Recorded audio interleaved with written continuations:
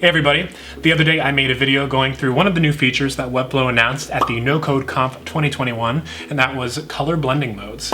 Really great feature, great new addition to the style panel. If you want to check that out, the video will be linked here. But they also announced another new addition to the style panel, and that is backdrop filters. So backdrop filters are really great. It's a great way to create blurring and color shifting effects to an element and whatever's behind it. It's basically the same thing as the CSS property backdrop filter, but here we don't have to use any code, which is always nice. Yay! It's a popular trend. You might have seen it on the Apple website or other iOS devices and apps. I know the weather app has a sort of feature like this, but it's a really great way to kind of have readable content, but with a cool background that bleeds into whatever content you have behind something. So to demonstrate this new feature, I thought I would use a little Charlie Brown Christmas project just to get in the mood for the holidays. And apparently this aired 56 years ago, almost to the date.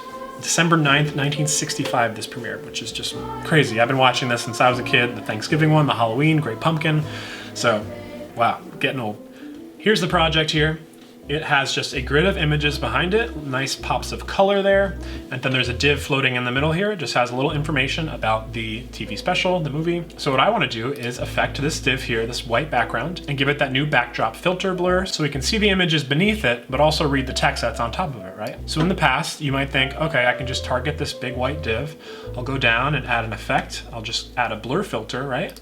So I can just do that, blur, but you'll see here how the blur affects everything that's within the whole div. So then your text, your content becomes unreadable, and that is obviously not a good solution. So we'll get rid of this. So now you'll see here, instead of using the filter, there is the backdrop filters, and you'll see it's also in beta, which is important because I don't think it has full functionality on Firefox or certain browsers. So play around with it and use it, but just be cautious. It might not work on some browsers. So if you got a major site, just be aware of that. So now within this filter section, I have access to a lot more filters. There are 8 different categories of this, and we can look through those in a minute. But one important step before you add this backdrop filter to anything is that you have to have a semi-transparent background to start. So I deleted that filter. Now we're working with a blank palette here. So first thing I have to do is go back to the background and make sure it's a little bit transparent so we have something for the filter to work with already. So I can lower that a little bit, looking pretty good. But you'll see that the text on top of the imagery isn't always perfect and readable. So it's nice to see the images coming through, but it's not exactly the effect we want. So now we can go to backdrop filters. When I click plus, blur is the first one I'll add by default. And you'll see now we've got this nice blur effect that you can still see the imagery and the colors, but now we can read the text more and everything pops a little bit better. And it's almost like a glass morphism effect, right? That we've seen in a lot of Apple products and websites.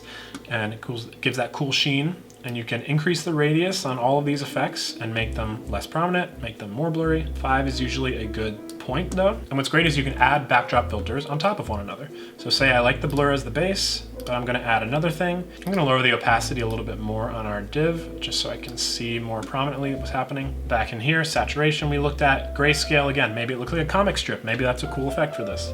And then invert, a weird X-ray effect. I mean, little demonic Peanuts characters. We don't really want that.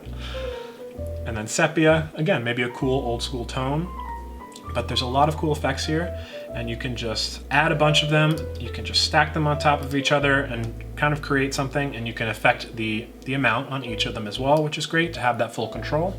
And say I didn't really like the way this looked, you could also reorder them. So I can move the saturation to the top. Maybe I'll make the blur on top instead, and that gives it a really like whitewashed look. There's probably a good combination of these that you can create, but really the blur is what you're going for, and that usually is a good starting point.